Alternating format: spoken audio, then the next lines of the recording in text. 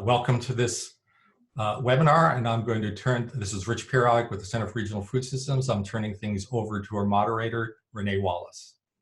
Welcome and thank you everyone for joining us today. Our hopes is that you are staying safe, and healthy.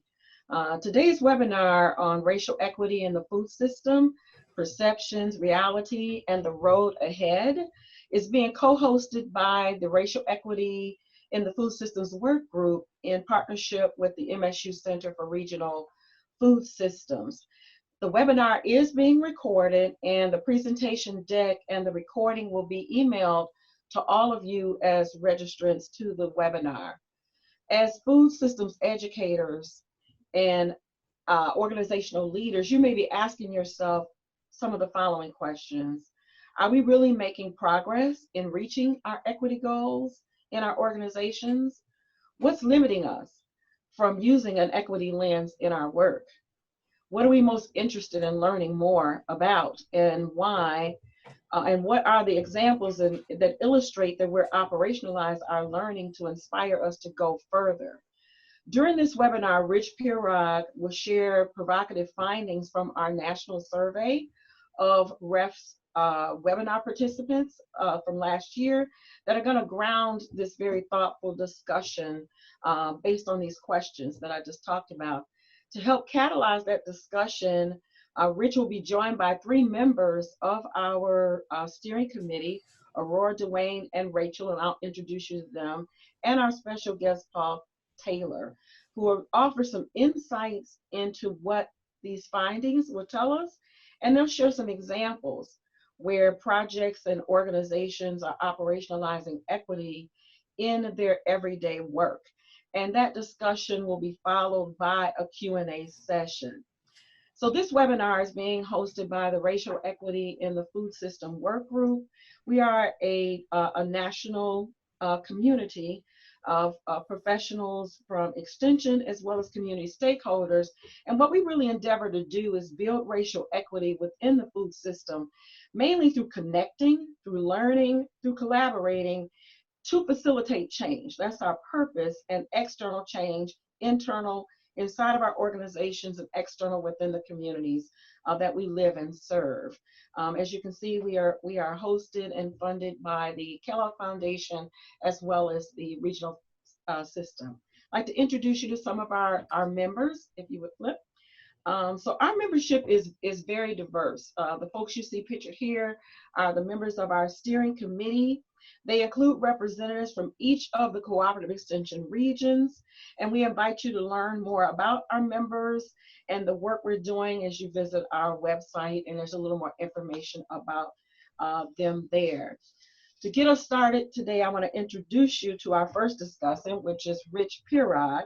And Rich is the director of the MSU Regional Food System, Center for Regional Food System, where he is responsible for strategic direction, management, and achievement of the center's mission.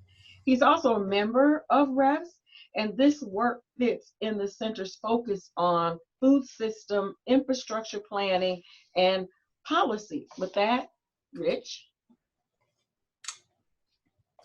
Thank you very much, Renee.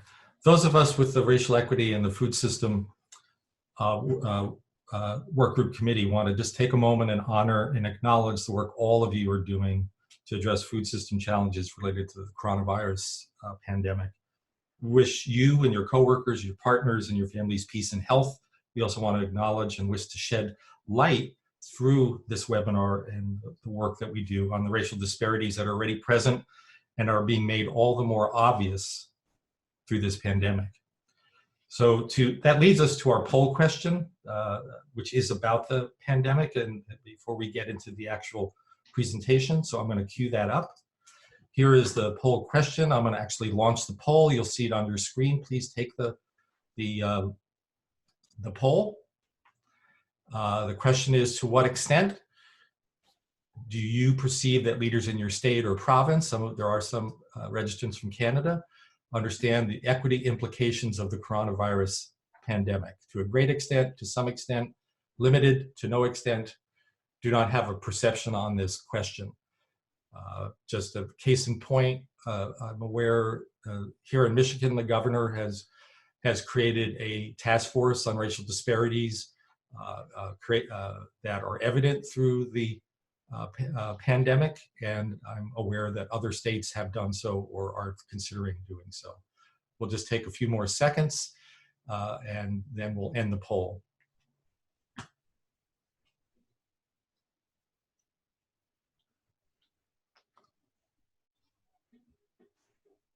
If you haven't completed the poll, please do. We're just going to take about another 10 seconds.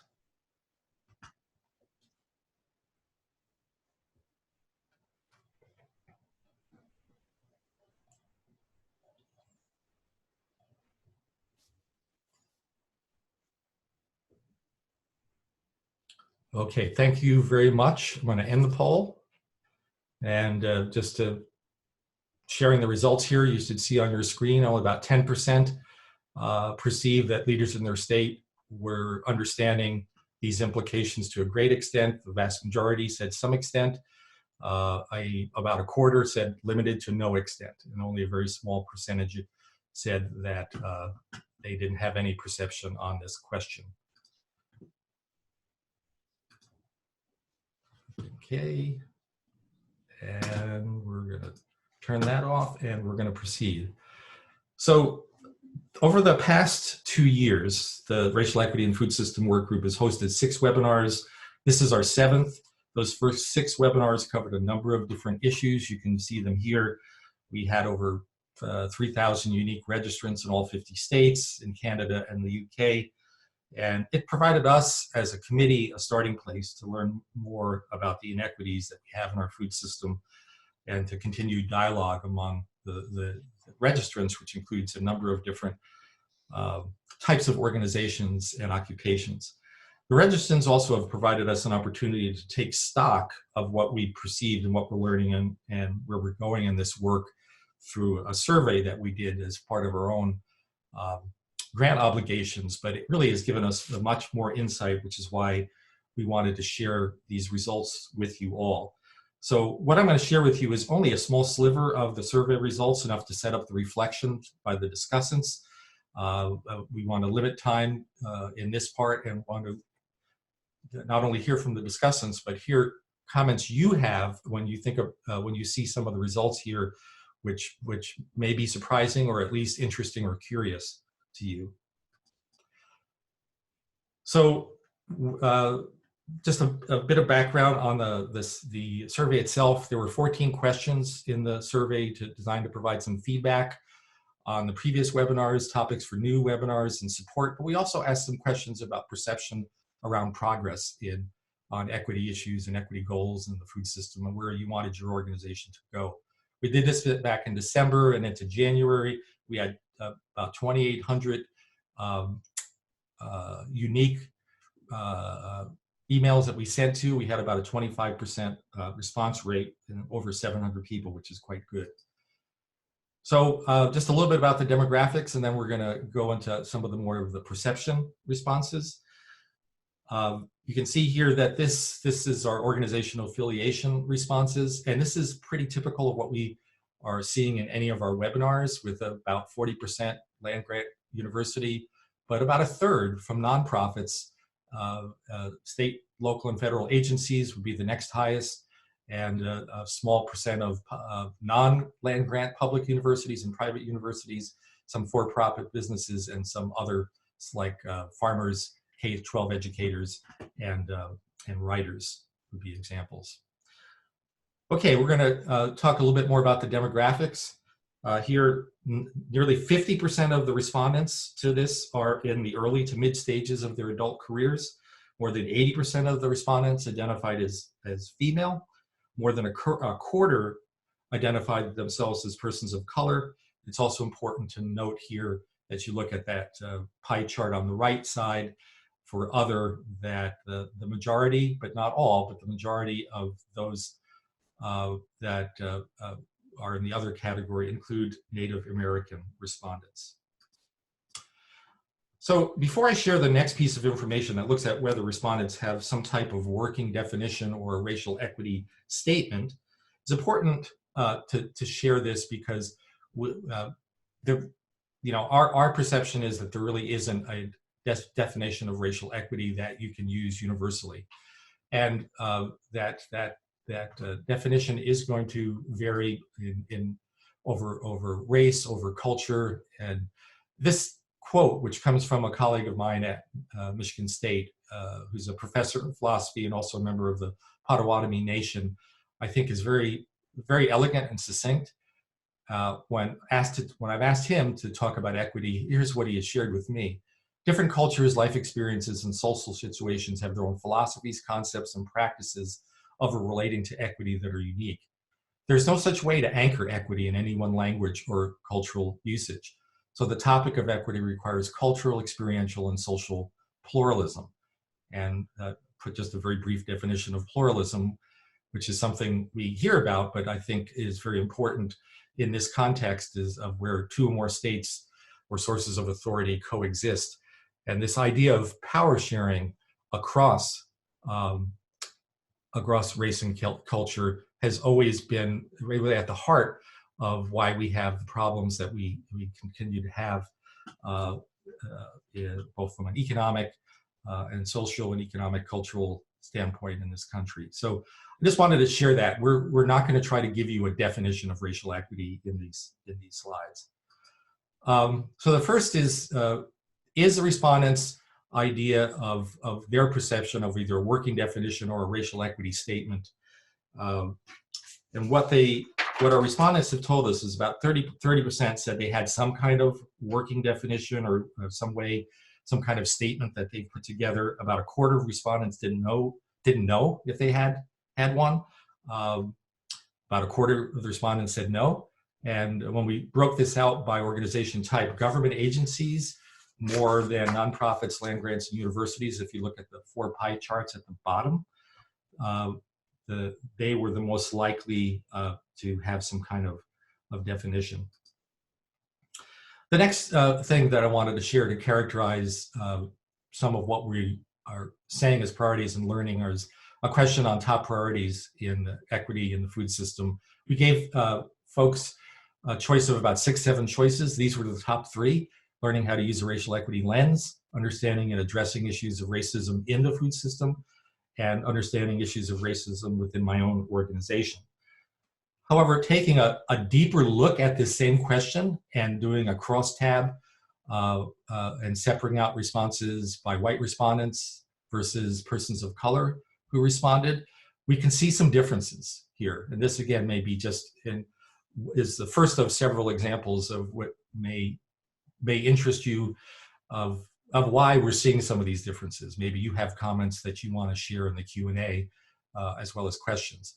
You can see here at the top choice, using an equity lens in my work, it's a higher percentage of white respondents, and about a 5% difference in addressing issues of racism. Look at noticing at the bottom though, even though this wasn't as high a priority, about a 10% difference at the bottom, learning about historical context of racism. Only about 4% of white respondents indicated that this was a priority. The next question, and I'm going to first share just the general response of all respondents. In the next 5 years, what level of progress do you expect your organization to make in reaching racial equity related goals?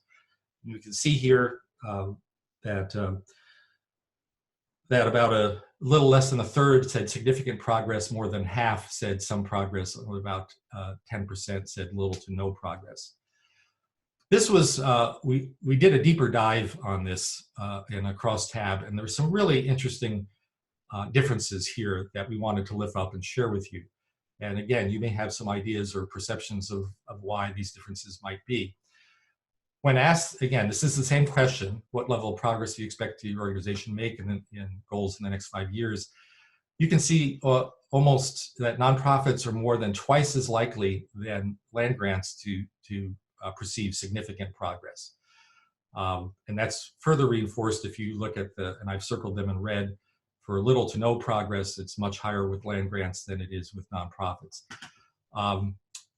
Other universities and federal state governments were closer to land grants than the nonprofits were in these responses.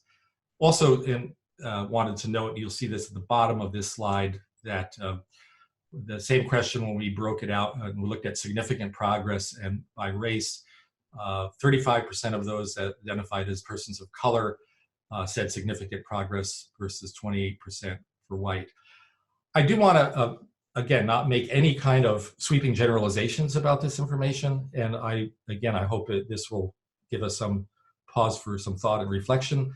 But I also would like, I think all of us, particularly at this time when collaborating is more and more important, we need to find ways that I think our folks at land grants and public universities and state agencies can work even more closely with nonprofits, and perhaps more conversations on topics around equity. It could be a starting point about how we can work together more collectively, given how important this issue is. So moving on as quickly as possible, the next was around challenges to your ability to work in this space in racial equity in the food systems. The top choices: lack of financial resources within my organization. There wasn't that much of a difference by doing a cross-tab across race, 26 versus 27%, you can see in number 1. However, lack of personal knowledge, number 2, a much higher percentage for persons identifying as white versus persons identifying as a person of color. And then lack of support, interest, or priority by leadership, about 8% higher for persons of color than those that identified as white in the survey. As far as participants interested in a range of future webinar topics, people could pick as many choices as they wanted: structural racism in the food system, cultural competency, equity in urban and rural contexts. All showed up quite high as far as choices across all respondents. I'm going to end here so that we have more time for discussions. Again, we're just showing you a small window into some of the survey results. In addition to webinars, what other type of support would folks like to see? And again, keep in mind, this is a national sample. It's a large sample. More informational resources and tools, lists of speakers showed up as very high across all organization types: land grants, nonprofits, and federal, state, and local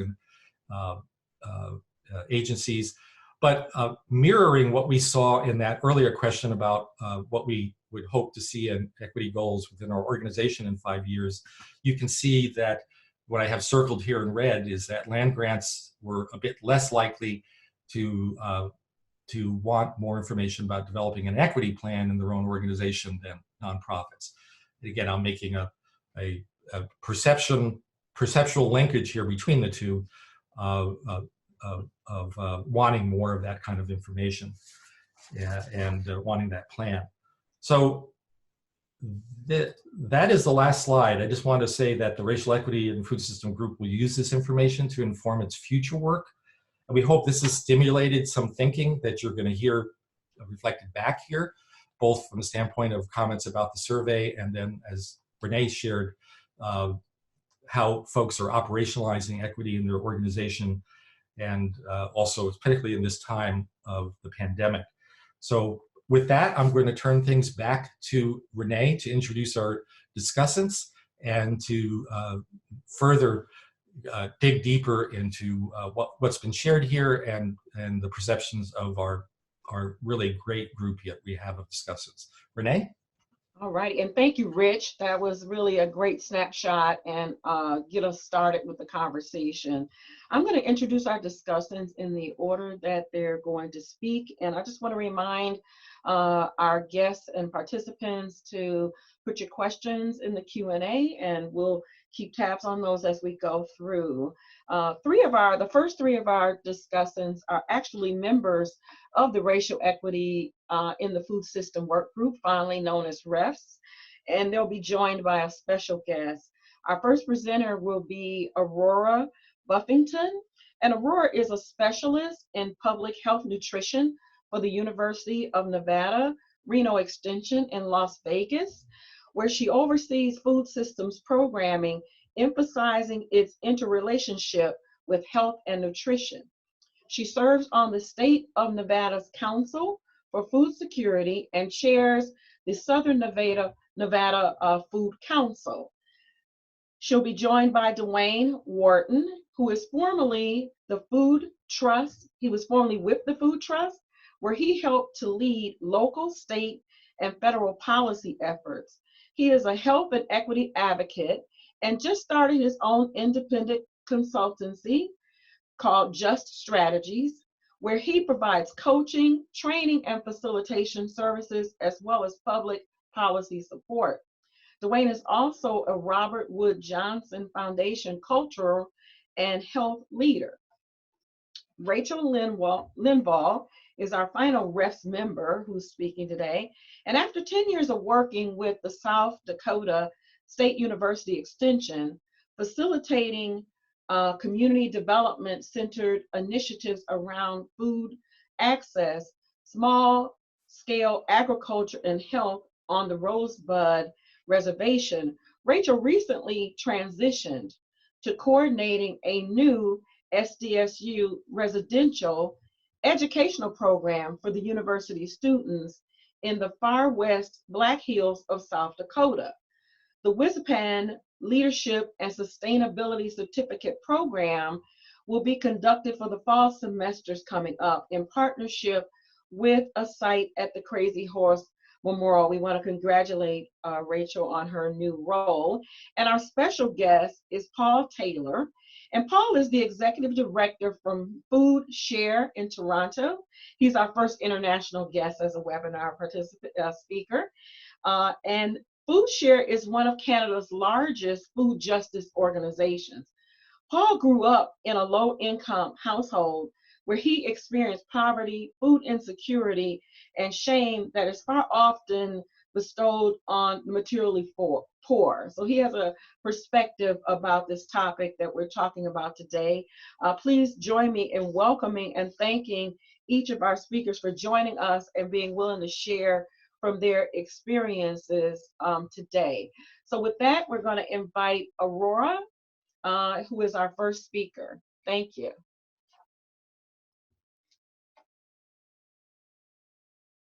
Super. Hi, everybody. And thank you so much for the introduction, Renee.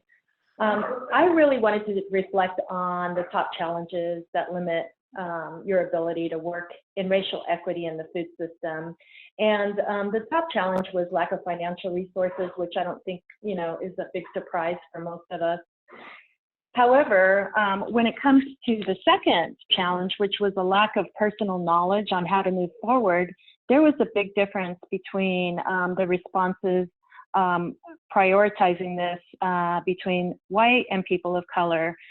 And I had recently seen some of the videos on racial equity that I thought were super interesting. And one of them, a lady named Stormy Gray, who's really a diversity and inclusion expert, she had mentioned that one of the challenges in dealing with racial equity is people want to keep it over there when it's very much in here. If you're going to do racial equity work, if you're going to do justice work, you have to do some self-work, which means uncovering some truths that are very uncomfortable and that may hurt. And I brought up this particular quote because as I, start thinking about racial equity and applying this framework in the work that I do and that my teams do, I feel inadequate sometimes, and I feel like there's so much to do and it can be overwhelming. But I also have a sense of resolve that I really want to do this and I really want to do what's right, and I want my team to feel like what they're doing is right as well. So I've really prioritized this, and recently, I'm sure many of you have heard about the 21-day Racial Equity Habit Building Challenge, and so I've encouraged my fellow Food Council members to participate, and I've strongly encouraged my team to participate, and we are having discussions around the Habit Building Challenge. And I feel like this is a start for us all to learn more, especially my team. And, the next step is for us to start really incorporating a racial equity framework to help us make the right, or to help us really weigh the decisions for our programming and how it will affect and impact outcomes with our community. The second, or the last thing that was spoken about here as the challenge was the lack of support, priority, and interest by leadership. And there was a significant difference here as well between the responses for white people and persons of color. And I could totally relate with this one because I have done work trying to increase diversity in my professional, among nutrition professionals, which is pretty lacking. And so another quote that I saw that was really right on target was this one by Dwayne Marshall. Oftentimes, when we're having these conversations around diversity, equity and inclusion, and racial equity in particular, it's more often than not people of color who are leading that conversation. And the pressure has consistently been put upon us to be the drivers and organizers and strategists around having that discussion. And so my personal experience with this is really having to do in the health and nutrition profession and going to national professional meetings, looking around and seeing that there aren't very many people of color present at the meetings. But then when the sessions focus on racial equity, inclusion, or diversity, and I go to the session to support and to learn more, I look around and what do I see? I see people of color, and I ask, where are my white colleagues? So my challenge would be to really prioritize these things and be present. I just feel like maybe we say that we prioritize it, but then our actions don't necessarily show it. But that's just one of my senses sometimes, and it doesn't mean that it's correct. But anyhow, those are my feelings, my reflections on this particular topic, and that's all I have today. Thank you, Aurora. We greatly appreciate that. And so next up, we have Dwayne Wharton. Hey, thanks, Renee, and thanks, Rich, for having me. So as I had an opportunity to review some of this, the data from the survey, I think I've been hanging around researchers too long because I ended up having more questions, and I threw some of them on the slide here. But really, the few that stood out for me in terms of what was shared earlier is around the affiliation, the demographics about who participated, as well as the age and racial demographics, particularly the racial demographics of the participants.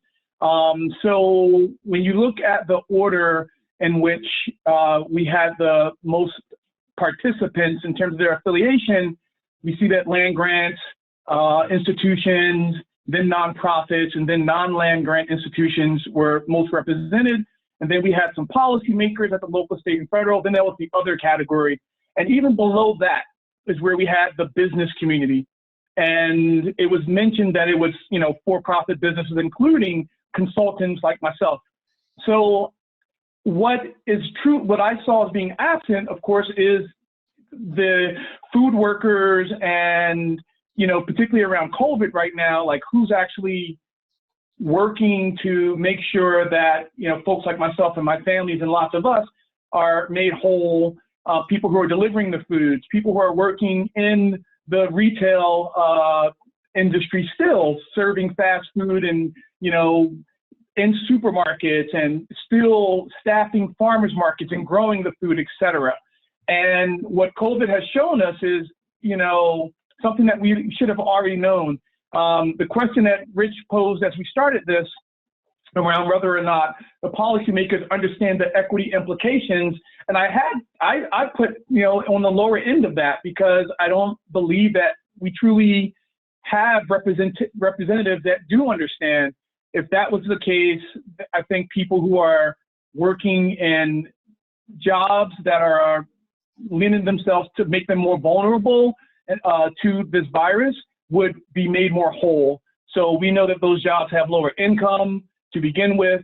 We know that they have not received the same considerations for safety, that there's no paid sick leave, no health insurance, that they are already associated with higher rates of chronic health conditions, and that they have less of a safety net to be able to stock up on foods and things like that.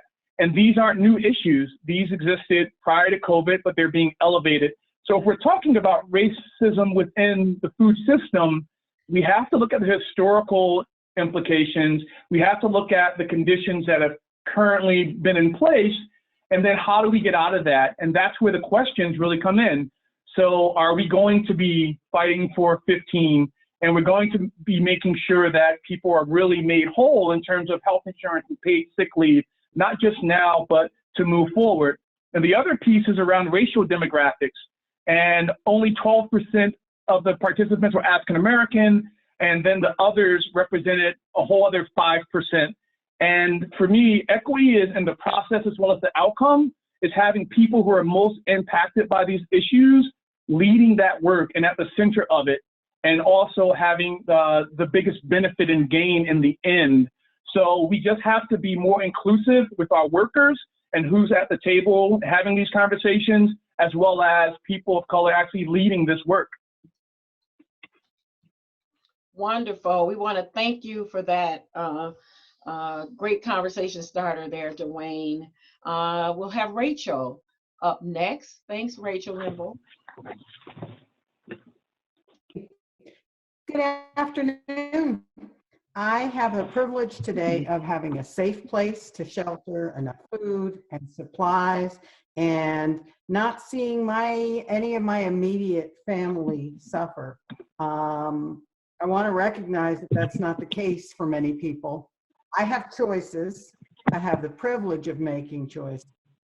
I encourage all of you to take off the goggles whose lenses give you the view that everyone has an illusion of choice. It's really not the case.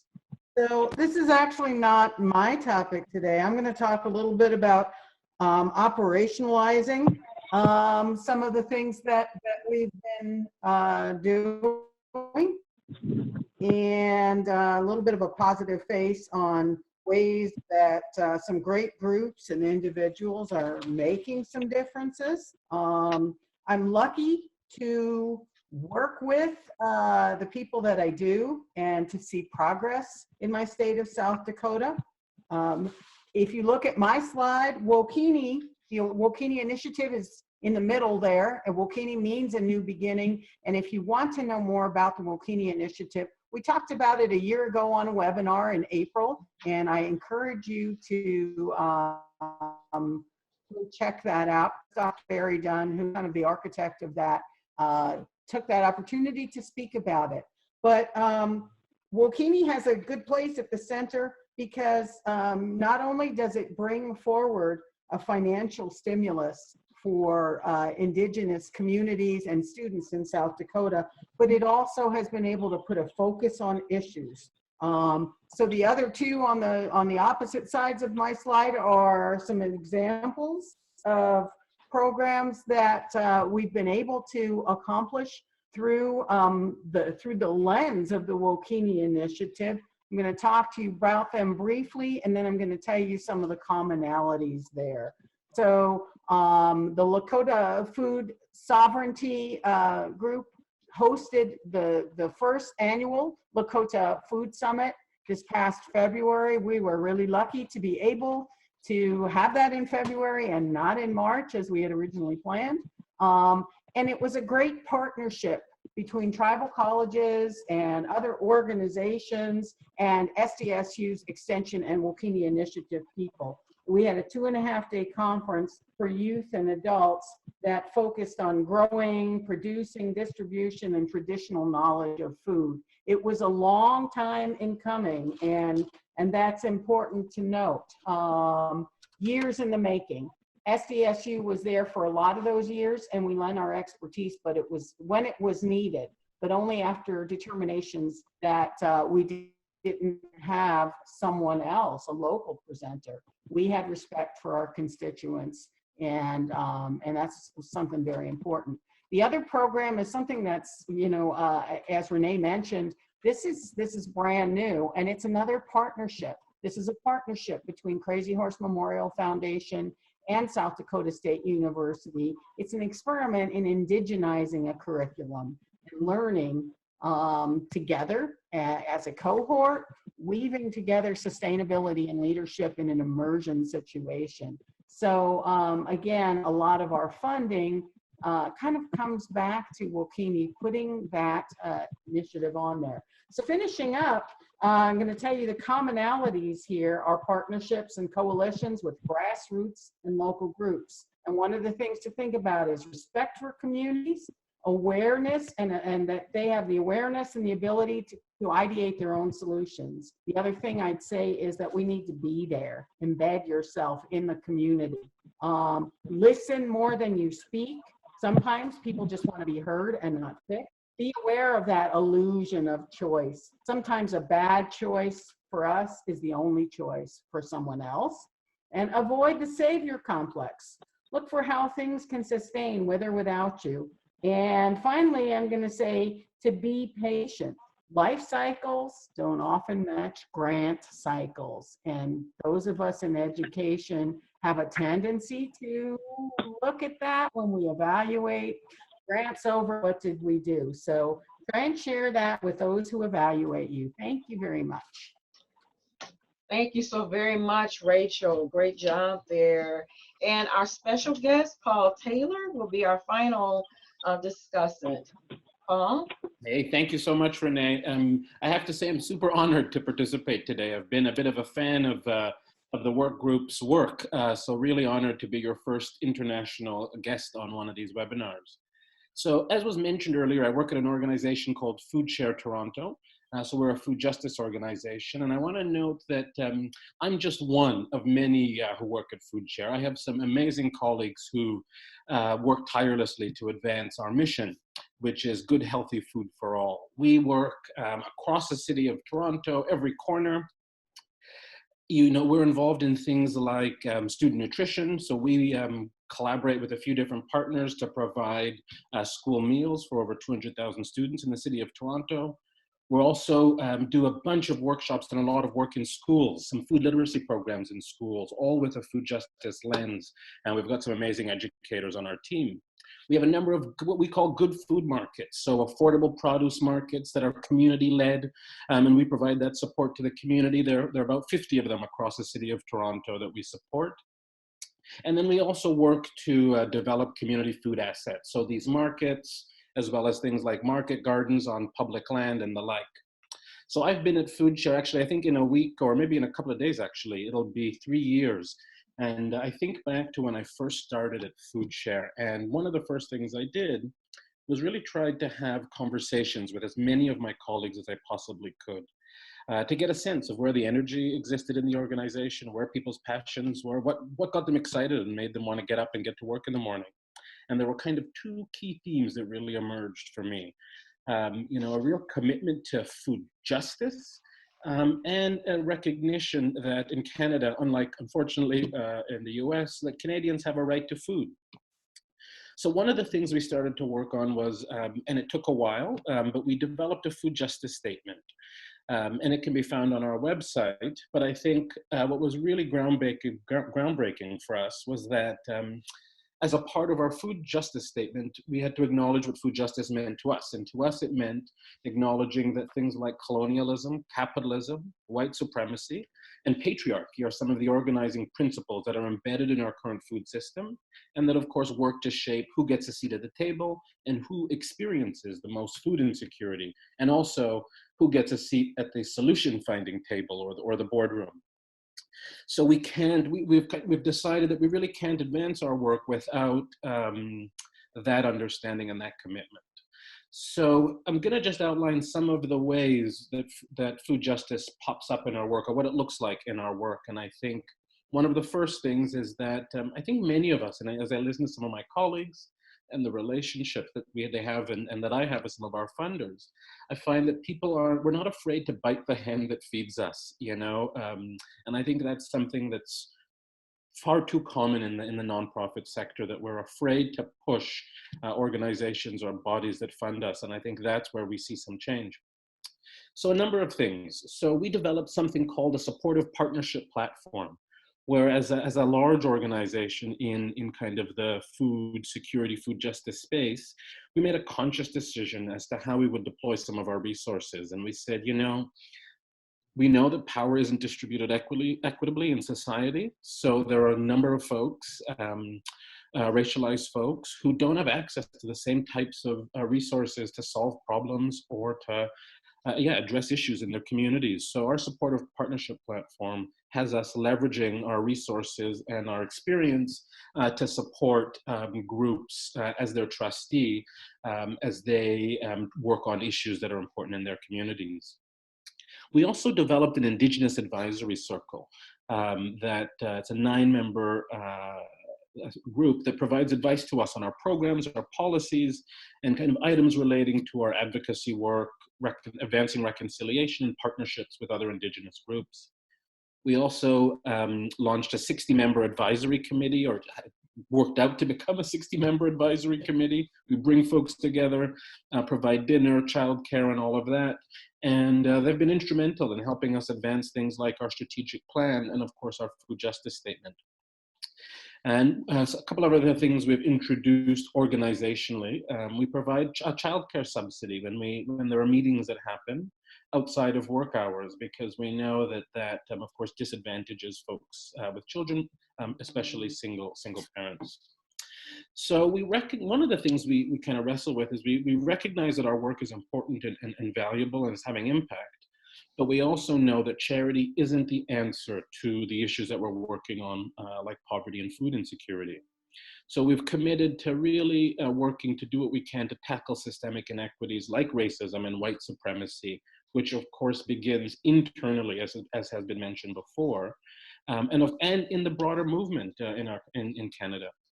I will never forget one of my colleagues illustrated this really well. She was doing a presentation for our board of directors and did a Google image search, Canadian food leaders, and all of the images were of white folks. And it was really, really illustrated how we don't have space, there hasn't been space created for folks, racialized folks, to access leadership and challenge the issues that were most affected by it. So just a couple other things that we've done as we prioritize equity, and in particular racial equity. We know that some of our lowest wage workers are folks of color. So as part of our last pay grid review, which took place in July of 2018, we actually raised the lower pay band by 25%, and the 3 highest pay bands received no increase. Shortly after that, I guess in 2019, we also introduced a wage ratio. And again, this is all pre-COVID. So we introduced a ratio that has the lowest paid worker. It's a ratio that, the lowest paid to highest paid worker, our ratio is 1 to 3.7. So that means that the highest paid worker makes less than 4 times the lowest paid worker. With the onset of COVID, we've shifted a lot of our work to emergency interventions, and recognizing that some of our colleagues who are doing that work are essential workers. One of the first things we did is we provided a $4 an hour increase to those workers, in addition to some of the things we had done before. And we've also introduced things like an emergency loan program. We know, and I think as has been cited earlier in the webinar, that racialized folks, low-income folks, are less likely to have that buffer in terms of savings to weather storms. So what we have is an emergency loan program where our colleagues can apply for up to $2,000. It's very discreet. It's never been turned down. There's never been a default on loan payments. There's no interest. And our colleagues tell us when they want to pay that back. So it might be $5 a paycheck, $10 a paycheck. And the risk to Food Share as an organization is quite minimal, but the impact that it can have on someone's life, one of our colleagues' lives, is pretty significant. So those are some of the ways that we've there are a few others, but I'll maybe leave it there. Those are some of the ways that we've looked to operationalize our commitment to food justice and advancing principles of racial equity. That's wonderful. Thank you, Paul, and thank you to all of our speakers for giving us great things to build on for this conversation.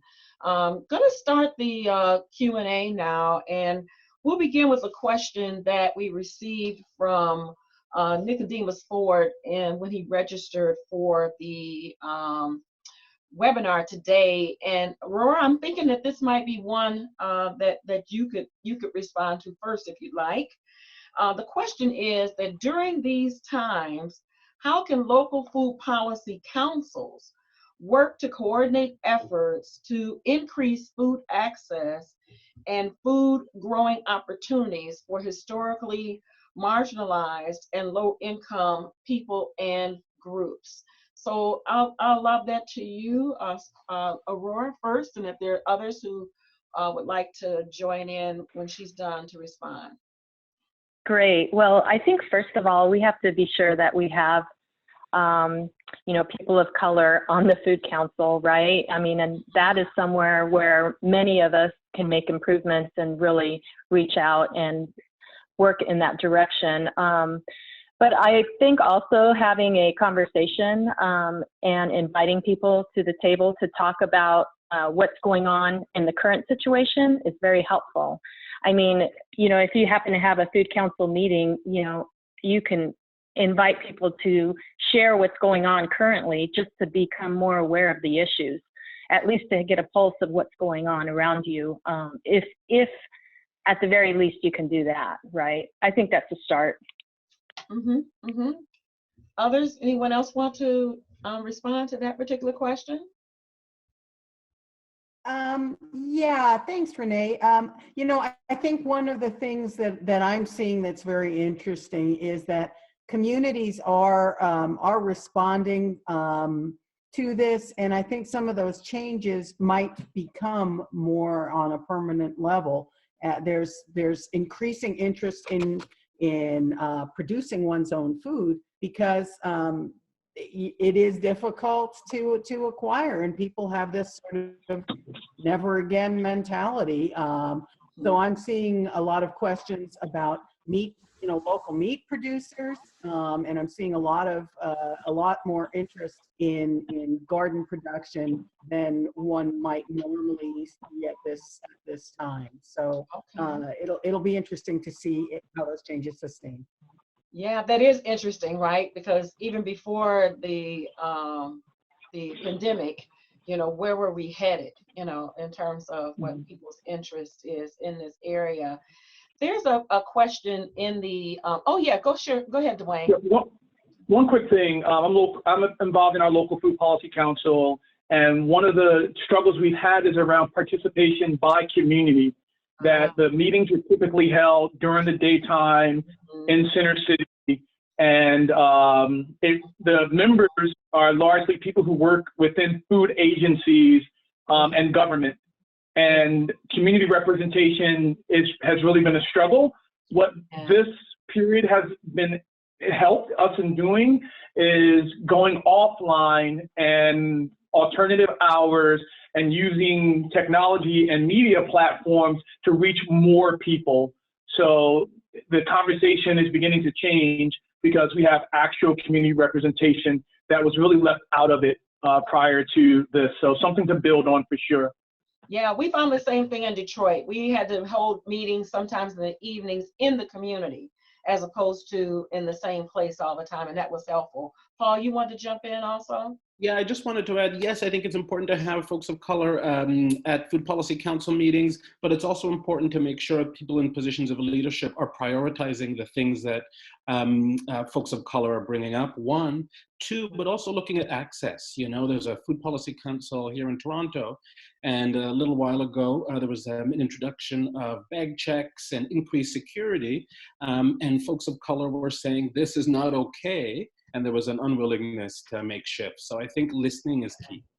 Okay, all right, great. There's a question here that I want to pose to each of you. So we'll just do a bit of a round robin, and you can do that in the order, in the reverse order that you spoke. So the question here is, how do we resolve the discomfort of being willing to lead if needed, but also wanting to defer to people with more direct experience and create space for voices that have traditionally been excluded? So I want to lift that up and ask each of you. We have about, pretty much about 10 minutes left in our time today. So I'm going to ask you to take about a minute or so. How do we resolve the discomfort, being willing to lead if needed, but making, and also wanting that tension to defer to people who have a more direct experience and having, creating space for those voices because they're typically excluded. So I'm going to start at the top with Aurora. Great. Well, you know, I think that one of the things that's important is to build trust and to show authenticity. And I guess it becomes difficult, right, when you are in a position of power already, and then to want to advocate for racial equity without appearing like you know everything and, you know, this is what you're doing. So I'm guessing that to build that trust, just be authentic, but you know, I don't know. I mean, just kind of be very inclusive with everyone, be a part of it, not at the head of it, right? Be a part of it. Okay. I help push it forward though. Gotcha. Dwayne, jump in on that one, please, if you would. You gotta unmute. Yeah, I think the whole adage about people don't care what you know, they want to know that you care. And I think, you know, Aurora's point about time and investment in those relationships is key. And you have to continue to show up, even when, you know, it may be uncomfortable for you. And I think for me, it's trying to use my position and my privilege to elevate others. So how can I create the forum to elevate community voice and then get out of the way as best as possible, or utilize my resources like relationships, like data, and these other processes to elevate the work that people want for themselves and for their communities. Okay, all righty. Rachel? So I would, you know, agree with much of what the other two speakers before me have said. I'd also add that sometimes I like to consider myself, you know, and remind myself to be a facilitator rather than the person who has to make all the answers. And the other thing that people get uncomfortable with is silence in a room. And sometimes we want to fill that silence. And put content into that silence. But you know, a lot of times if you're just quiet and you give people that space to speak, or you know, sometimes if I know the community, I'll just say, you know, call people by name and say, you know, you were working on this program with you know, getting gardening or chickens or what, you know, food access. You know, maybe you could tell us what you think about that. But I mean, I think be a listener more than a speaker. Wonderful. Thank you. That's my. All right. I see heads nodding. Paul, you want to share your perspective on that? We got to unmute you. You know, I agree with some of the comments that have been said already. So I'm okay. In the interest of time, I can pass on this. Okay. All right. Great. Here's a question for us. And what are some of the successful encounters that you've had where white or non-Black, Hispanic people of color have engaged with people of color to help actually lead programs? And the person who submitted this said that they've had a really rough time in building trust due to the history of mistrust that is deeply rooted, you know, in community. And I think you mentioned trust, Aurora, right, in terms of building relationships. Do you have examples of, you know, successful encounters that you can share? Well, I think one of the things that comes to mind is the relationship we have with a nonprofit here that is doing really good work. But you know, sometimes when we're in government agencies and we, you know, do grants all the time and everything, we expect things to move the way we think they should move. And that isn't always the way that the small nonprofit, you know, that's embedded in the community is going to go. And so I think sometimes we need to kind of meet in the middle somewhere. Like we cannot, we might think that they're not doing a good job, but they really are. And it's just because we have this different lens that we're looking through. So I think we need to remember that when we're working with, Right. Okay. Thank you for that. Anyone else want to respond to that question? We have one other, and before we move close to our close, go ahead. No, go ahead, Paul. Jump in. I was just going to say, I see this happen a lot in my workplace at FoodShare. You know, and I think two things have been key. One, a lack of fear to acknowledge that white supremacy is a thing, interacts or affects how we interact with each other. Mm-hmm. So my colleagues that are racialized or that are white, we use that language and we're honest from the get-go, and also having open conversations about white fragility and being mindful of the impact that that has on how we advance this work. Okay, all right, great, thanks for that. Here's a question for us, and if you just wave at me and tell me if you want to respond to this one. You know, how do we address the ways in which states reinforce racial inequities in the food system by their dependency on things like migrant guests, agricultural workers, such as someone mentioned in Canada, Paul, where the farm work program exemptions for travel exist for those workers. And then how do we address workers who remain embedded in these deep conditions of vulnerability to sustain themselves and as a part of this global food system? Is that resonating for anyone in particular? Anybody? I'm just going to say that I'm trying to learn about it. So that has been one of the very first things on the Habit Building Challenge, was talking about these workers. And so I honestly didn't know how many workers are in the state of Nevada. We're not known for ag, for food production. So that's something that I have been researching. I just want to learn as much as I can, like, who are the people? Where are they? What are they doing? So for me, it's learning as a first step. Okay. All right. What about you, Dwayne? Does that resonate? Because I know you talked a bit about, inequities and some of the conversations we've had. Yeah, I mean, honestly, what you're talking about, it becomes like big policy issues.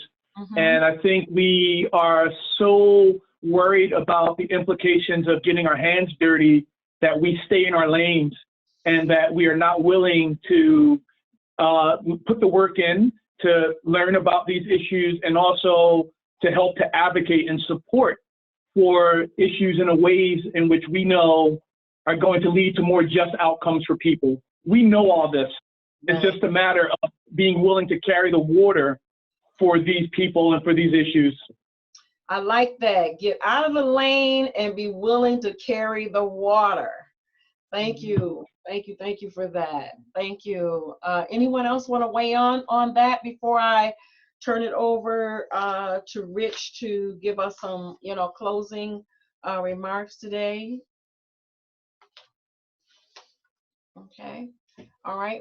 Well, I'm going to invite us to continue to consider these questions that came up in the survey. There were things there that talked about the top priorities that you had interest in. Someone asked in the questions, what comes next? So we'll be taking a look at those top priorities that you spoke about, wanting to use a racial equity lens in your work, understanding how to address issues of racism in the food system, and understanding issues of racism within your own organizations. So we'll be looking at those things as we look at future webinar topics, as well as being able to keep conversations going through our listserv. So with that, I want to say thank you again to our guest discussants today, and a special thank you to Paul Taylor for joining in with us. And with that, I'm going to turn it over to Rich to give us some final information about how to stay connected with us and what's next. Rich? Thank you, Renee, and thanks so much to our discussants. Just to repeat and sort of close things out, we always make the webinar recording and slides available, not only to the participants, but all the registrants. We had over 900 registrants, and we'll be sending out those links once we get the recording uploaded. And thank our funder. I want to thank our IT folks, Luke Reese and Gwen Shalee. And we do have a listserv. We try not to populate it because there's so many listeners out there. We're very focused on just on questions and issues around equity in the food system. This will be part of the slide deck, so if you're interested, you can take a look at not only the joining the listserv, but you can see the other great members that we have of the committee. We've got about almost 20 members of the committee from around the country. So thank you all for participating today. We, on behalf of the Racial Equity and Food System Committee, want to just wish you peace and respect as you move forward in your daily work, and to be mindful of not only what you're grateful for, but how you can continue to express your own humanity by helping others in the work you do in the food system. Renee, thank you for moderating. And with that, we're going to go ahead and close the webinar promptly at 4 o'clock Eastern Time. All right. Thanks, everyone. Be safe. Thank you all very much. Everyone. Thank you.